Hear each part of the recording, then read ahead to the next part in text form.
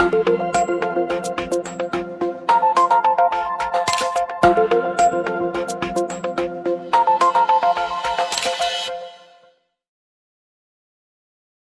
auditeurs et viewers d'Ifriqi FM, bien le bonjour à vous. Pour cet entretien spécial, le Global Cybercrime Forum se tiendra à Riyad les 1er et 2 octobre 2025, un événement international dédié aux menaces numériques et aux moyens d'y répondre. À cette occasion, Ifriqi FM reçoit Mohamed Ben Amour, directeur général de l'Organisation arabe des technologies d'information et de communication, qui œuvre justement pour le développement numérique et la coopération régionale. Monsieur Ben Amour, bonjour. Tout D'accord, d'abord, oui, je vous l'Organisation entends. arabe des technologies d'information et de communication a un rôle clé dans la stratégie numérique dans les pays membres. Comment voyez-vous l'équilibre entre innovation, régulation et protection des droits individuels dans ce contexte? D'accord, oui, je vous entends. Oui, effectivement, l'Organisation arabe des technologies de l'information et de la communication, c'est une organisation qui travaille sous l'égide de la Ligue des États arabes et dans ce contexte, on essaie de Tout à fait. faire des activités qui ont pour tendance de développer le secteur du développement, le secteur des télécommunications dans la zone arabe. La question de la régulation est une question très importante, vous le savez tous, vis-à-vis tout d'abord de l'innovation, et tout le monde s'accorde sur le fait que trop de régulation tue l'innovation, ça d'une part, et d'autre part, il y a une frontière entre la liberté d'expression et le respect, et là certainement que le régulateur devrait positionner la frontière entre ces deux mondes afin que toujours on respecte la liberté d'expression, mais en préservant la liberté des autres. Tout à fait, monsieur Ben Amour, tout à fait. Et peut-être une autre question, et peut-être avec la montée des cybermenaces aussi et des attaques sur les infrastructures critiques, quelles sont, selon vous, les priorités pour renforcer la cybersécurité dans la région arabe et quel rôle joue l'organisation justement arabe des technologies d'information et de communication concrètement dans ce contexte-là? Ben justement, une des particularités du domaine de cybersécurité et des cyberattaques, les cyberattaques, on le sait tous, c'est un phénomène transfrontalier, c'est-à-dire qui ne reconnaît pas les frontières entre les pays, d'où la nécessité d'avoir une coordination entre les pays arabes afin de pouvoir mutuellement et ensemble faire face à l'ensemble des menaces et des attaques cybernétiques, et ceci par le partage de l'information et également la mutualisation de leurs moyens afin que, éventuellement, si jamais il y en a une attaque qui s'est produite quelque part dans le monde arabe, on essaie de faire de telle sorte qu'elle ne se reproduise plus, ou du moins avec la même ampleur dans un autre pays arabe, d'où la nécessité de pouvoir communiquer, de pouvoir se concerter, se partager l'information, ce qui est crucial dans le domaine de la protection et de la cybersécurité. L'autre élément que l'on peut dire qu'il est également aussi important, c'est la disponibilité de ressources humaines qualifiées, capables de protéger le cyberespace arabe. Et il y en a certains pays qui ont franchi le pas, qui sont en train de développer des ressources très qualifiées en matière de cybersécurité. Par contre, il y en a d'autres pays qui continuent à souffrir du manque et de la disponibilité des experts en matière de cybersécurité, d'où des programmes de formation sont nécessaires pour pouvoir élever le niveau des personnes qui travaillent dans ce domaine, dont la vitesse de développement est très importante. Donc il y a d'une part la nécessité de la formation et d'autre part suivre le développement technologique. Donc c'est une question qui n'est pas toujours facile à résoudre, mais on se force en tant que pays arabe, avec la coordination de la Ligue des États arabes et des structures concernées, de pouvoir avancer dans ce sens. Et justement, dans le cadre de ce forum, le Global Cybercriminalité Forum, quelle coopération étatique ou entre public et privé, secteur public-privé, votre organisation promeut-elle pour la lutte contre la cybercriminalité, en particulier sur la réglementation de la preuve numérique et la formation des forces de l'ordre?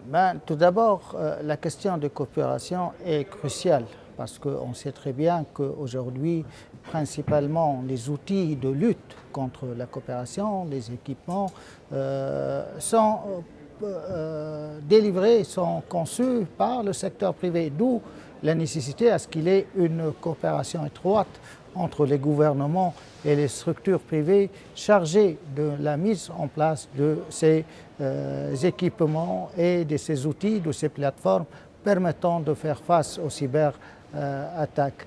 D'autre part, on le sait très bien que le secteur privé est plus agile à développer des procédures que le secteur public, dont la réponse elle est parfois un peu lente compte tenu des procédures qui sont compréhensibles au sein de la prise de décision publique. Donc la coopération publique-privée, elle est nécessaire et elle est recommandée afin de pouvoir, à travers cette alliance, faire face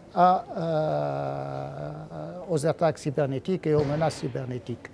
Passons à présent, Mohamed Ben Amr, au volet africain. Comment votre organisation, l'organisation arabe des technologies d'information et de communication, envisage-t-elle de renforcer ses liens avec les pays africains afin de créer des synergies dans les initiatives de transformation numérique? Oui, tout d'abord, nous travaillons avec les pays africains d'une manière très, très proche.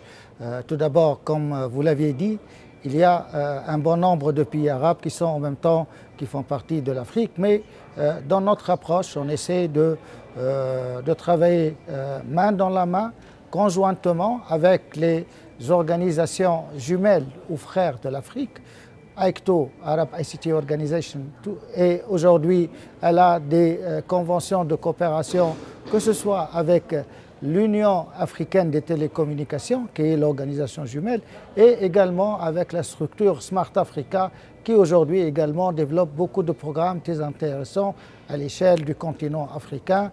Et là où nos efforts se rencontrent quelque part dans certains pays arabes et africains, donc d'où la nécessité de cette coopération. On n'a pas le choix, on devrait coopérer avec ces structures-là.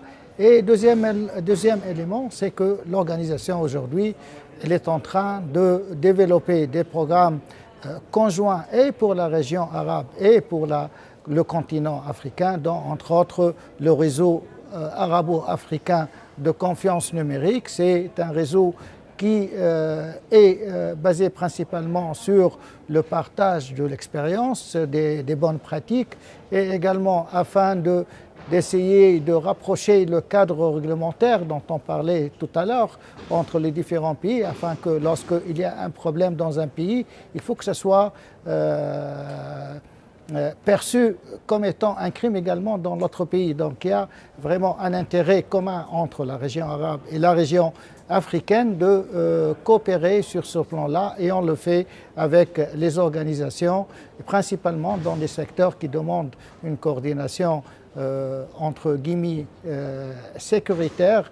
Et là également, on est en train de voir comment faire évoluer les textes réglementaires à l'échelle des régions afin que l'interprétation soit toujours en faveur d'unir les efforts et permettre de donner plus de possibilités aux agents de pouvoir coordonner et coopérer ensemble.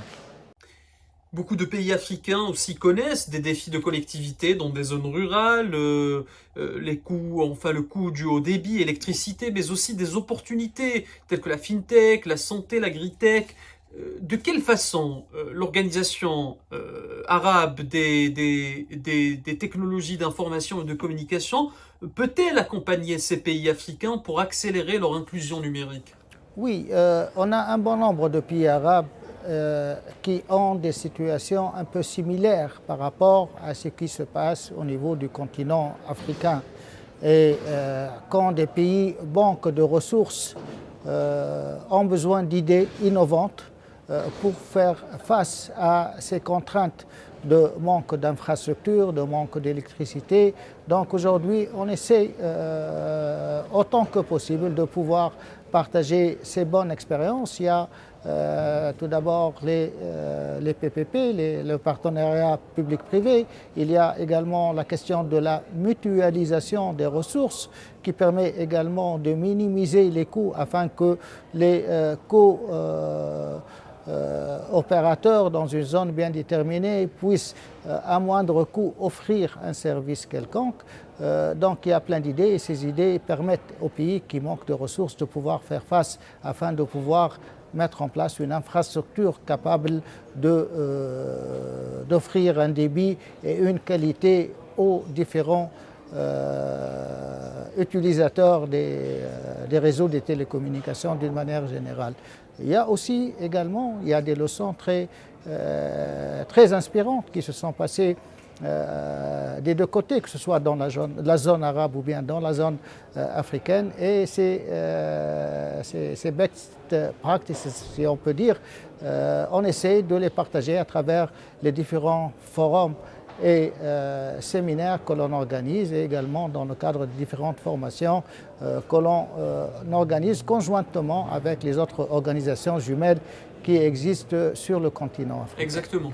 Et quelles sont les meilleures peut-être pratiques au modèle d'Afrique que vous avez observées et que vous recommandez comme source d'inspiration aux pays arabes pour le développement des TIC, les technologies d'information et communication, notamment en matière de gouvernance, d'investissement et d'accès numérique? Il y a plusieurs leçons à retenir. Nous, on travaille conjointement avec nos collègues et je pourrais citer éventuellement l'exemple du projet du Rwanda, Smart Rwanda, qui a mis une plateforme pour offrir les services publics et sur laquelle coopère un ensemble d'intervenants pour que le citoyen ait une adresse unique pour avoir accès à ces services publics.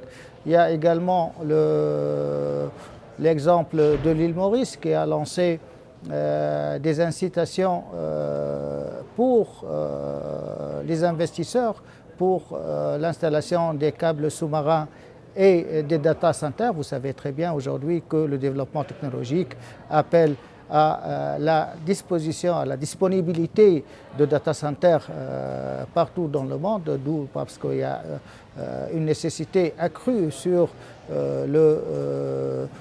les données, d'où l'île Maurice a créé un cadre d'incitation aux investisseurs permettant de créer des câbles sous-marins, de mettre en place des data centers. Et ça pourrait attirer tout d'abord les investisseurs et ça permet au pays de disposer d'une infrastructure